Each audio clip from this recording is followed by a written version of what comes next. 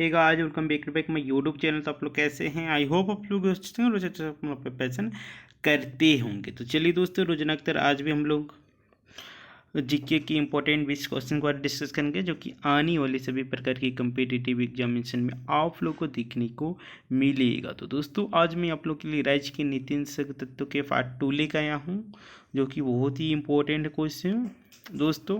और दोस्तों, अभी तक आप लोग हमारे इस रोशन जी के स्टडी चैनल को सब्सक्राइब नहीं किया तो सब्सक्राइब कर लीजिए और बेल आइकन को प्रेस कर दीजिए, ताकि जब भी मैं रोजाना इसी तरह का वीडियो अपलोड करूँगा तो आप लोग को सबसे पहले देखने को मिलेगा। तो चलिए दोस्तों, बिना समय के स्टार्ट करते हैं।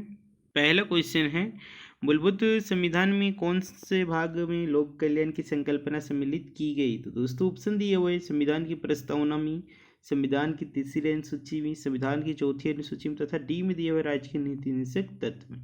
तो दोस्तों, इसका आंसर हो जाएगा डी, यानी राज्य की नीति निषेध तत्वों में। अब दूसरा क्वेश्चन की बात करते हैं। तो दोस्तों, संविधान का कौन सा अंश भारत के नागरिक को आर्थिक न्याय प्रदान करने का संकेत करता है? तो दोस्तों, ऑप्शन दिए हुए राज्य के नीति निषेध तत्व, मौलिक अधिकार, प्रस्तावना, उपयोग, सभी। तो दोस्तों, इसका आंसर हो जाएगा ए, यानी राज्य के नीति निषेध सिद्धांत या तत्व के हैं, जो भी कर सकते हैं। तीसरा नंबर क्वेश्चन है, निम्नांकित में कौन सा राज्य नीति का निषेध तत्व सिद्धांत नहीं है? तो दोस्तों, ऑप्शन में दिया अंतर्राष्ट्रीय शांति को प्रोत्साहन, 14 वर्ष के बच्चों को निःशुल्क अनिवार्य शिक्षा प्रदान करना, गोवध निदेश तथा डी में दिया हुआ है निजी संपत्ति की समाप्ति। तो दोस्तों, इसका आंसर हो जाएगा डी, यानी निजी संपत्ति की समाप्ति। चौथा नंबर क्वेश्चन है दोस्तों, राज्य के नीति निषेध तत्व कौन से नहीं है? तो दोस्तों, ऑप्शन में दिया हुआ कौन सा नहीं है, तो वैज्ञानिकों का मनोभाव के विकास का, पोषाहार के स्तर को ऊपर उठाना, कमजोर से श्रेणी की आर्थिक हित को बढ़ाने का, कार्यपालिका से न्यायपालिका को अलग करना। तो दोस्तों, इसका आंसर हो जाएगा ए, यानी वैज्ञानिकों के मनोभाव के विकास का, जो कि राज्य के नीति निषेध सिद्धांत में वर्णित नहीं किया गया है। पांचवें नंबर क्वेश्चन की बात करते तो दोस्तों, राज्य के नीति निषेध तत्व में क्या शामिल है जो मूल अधिकार में नहीं है? तो दोस्तों, ऑप्शन दिया हुआ है अस्पृश्यता का उन्मूलन, आने जाने की स्वतंत्रता, धर्म की स्वतंत्रता, कुटीर उद्योग को प्रोत्साहन। तो दोस्तों, इसका आंसर हो जाएगा डी, यानी कुटीर उद्योग को प्रोत्साहित करना। छठा नंबर क्वेश्चन है दोस्तों, किसी नीति निषेध सिद्धांत को प्रायः समाजवादी माना जाता है, क्यों? तो दोस्तों, ऑप्शन में दिया हुआ है ग्राम पंचायतों की स्थापना से, गोवध पर प्रतिबंध, अंतर्राष्ट्रीय शांति एवं सुरक्षा को प्रोत्साहन, हाई असफलताओं को कम से कम करना। तो दोस्तों, इसका आंसर हो जाएगा ए, यानी ग्राम पंचायतों की स्थापना, जो कि नीति निषेध सिद्धांत को प्रायः समाजवादी माना जाता है। सातवां नंबर क्वेश्चन है दोस्तों, निम्नलिखित नीति निषेध सिद्धांतों में से वह सिद्धांत कौन सा है जिसे गांधीवादी सिद्धांत कहा जाता है? तो दोस्तों, ऑप्शन दिया है श्रमिकों और बच्चों का संरक्षण, सुशासन के प्रभाव, इक्लो के रूप में ग्राम पंचायत का गठन, या फिर पुरुष और महिलाओं के लिए समान कार्य, या फिर कार्यपालिका से न्यायपालिका को अलग करना। तो दोस्तों, इसका आंसर हो जाएगा बी, यानी सुशासन के प्रभाव, इक्लो के रूप में ग्राम पंचायत का संगठन। आठवां नंबर क्वेश्चन है दोस्तों, नीति निषेध तत्वों का महत्व किसके लिए है? तो दोस्तों, ऑप्शन दिए नागरिक, राज्य, समाज, संघ। तो दोस्तों, इसका आंसर हो जाएगा बी, यानी राज्य के लिए। नीति निषेध तत्वों का महत्व राज्य के लिए भी है दोस्तों। 9वां नंबर क्वेश्चन है दोस्तों, भारत के किस राज्य में समान नागरिक संहिता लागू है? तो दोस्तों, ऑप्शन दिया हो मेघालय, केरल, हरियाणा, गोवा। तो दोस्तों, इसका आंसर हो जाएगा गोवा। दोस्तों, आप लोग कमेंट्स सेक्शन में बताइए कि गोवा की वर्तमान में मुख्यमंत्री कौन है, राज्यपाल कौन है, और दोस्तों गोवा का वर्तमान में मुख्य न्यायाधीश कौन है। 10वें नंबर क्वेश्चन की बात कर लेते हैं। तो दोस्तों, राज्य के नीति निषेध सिद्धांतों के अनुसार किस आयु तक के बच्चों को निःशुल्क एवं अनिवार्य शिक्षा देने की आशा की जाती है? तो दोस्तों, ऑप्शन दिया हुआ है 14 वर्ष, 15 वर्ष, 16 वर्ष, 18 वर्ष। तो दोस्तों, इसका आंसर हो जाएगा ए, यानी 14 वर्ष। तो चलिए दोस्तों, नेक्स्ट क्वेश्चन की ओर बढ़ते हैं।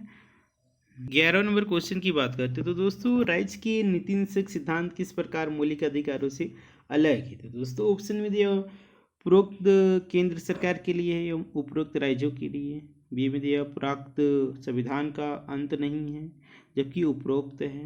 राज्य की नीति निषेध सिद्धांत परिवर्तनीय नहीं है, जबकि मूल अधिकार परिवर्तनीय है। तथा डी में दिया हुआ इनमें से कोई नहीं। तो दोस्तों इसका आंसर हो जाएगा सी, यानी राज्य की नीति निषेध सिद्धांत परिवर्तनीय नहीं है, जबकि मूल अधिकार परिवर्तनीय है।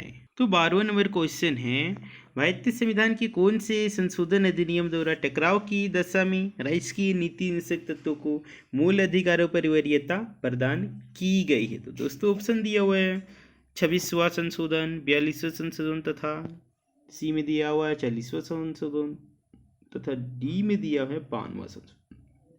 तो दोस्तों इसका आंसर हो जाएगा बी, यानी 42वां संशोधन। तो चलिए दोस्तों नेक्स्ट क्वेश्चन की ओर बढ़ते हैं।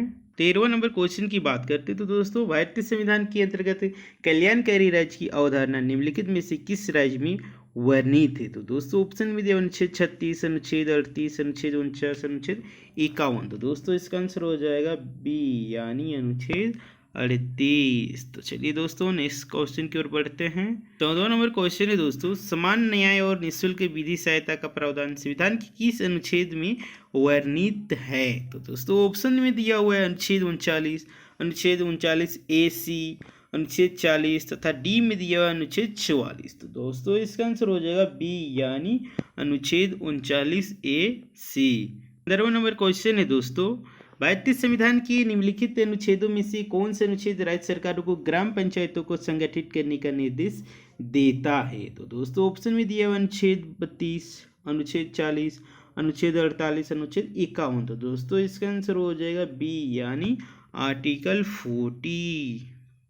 16वां नंबर क्वेश्चन है दोस्तों, भारतीय नागरिकों के लिए एक समान सिविल संहिता प्राप्त करने की बात कही गई है। तो दोस्तों किस अनुच्छेद में। तो दोस्तों ऑप्शन दिया हुआ अनुच्छेद 40, अनुच्छेद 44, अनुच्छेद 45, अनुच्छेद 48। तो दोस्तों इसका आंसर हो जाएगा अनुच्छेद 44। तो चलिए दोस्तों नेक्स्ट क्वेश्चन की ओर बढ़ते हैं। 17वां नंबर क्वेश्चन है दोस्तों, संविधान के किस अनुच्छेद में न्यायपालिका का कार्यपालिका से पृथक्करण का उल्लेख किया गया। तो दोस्तों ऑप्शन में दिया हुआ है अनुच्छेद 45, अनुच्छेद 46, अनुच्छेद 58, अनुच्छेद 50। तो दोस्तों इसका आंसर हो जाएगा अनुच्छेद 50। तो चलिए दोस्तों नेक्स्ट क्वेश्चन की ओर बढ़ते हैं।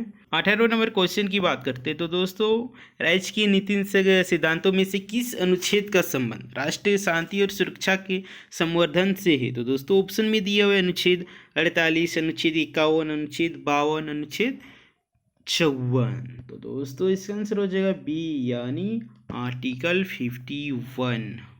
19वां नंबर क्वेश्चन है दोस्तों, भारतीय संविधान के किस अनुच्छेद द्वारा निम्न दुर्बल वर्गों को शिक्षा संबंधी सुरक्षा प्रदान की गई। तो दोस्तों ऑप्शन में दिया हुआ है अनुच्छेद 45, अनुच्छेद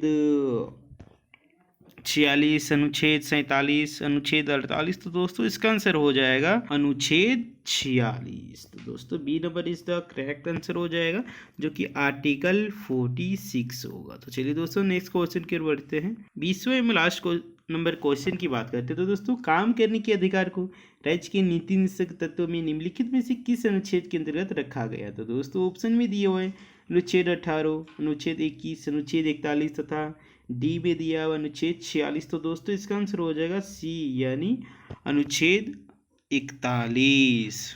दोस्तों तो आज के लिए इतना ही, मिलते हैं नेक्स्ट वीडियो में। और दोस्तों अभी तक आप लोग हमारी इस यूट्यूब चैनल रोशन जी के चैनल को सब्सक्राइब नहीं किए तो सब्सक्राइब कर लीजिए और बेल आइकन को प्रेस कर दीजिए, ताकि जब भी मैं रोजाना इसी तरह का वीडियो अपलोड करूँगा तो आप लोग को सबसे पहले देखने को मिलेगा। तो चलिए दोस्तों टाटा बाय बाय।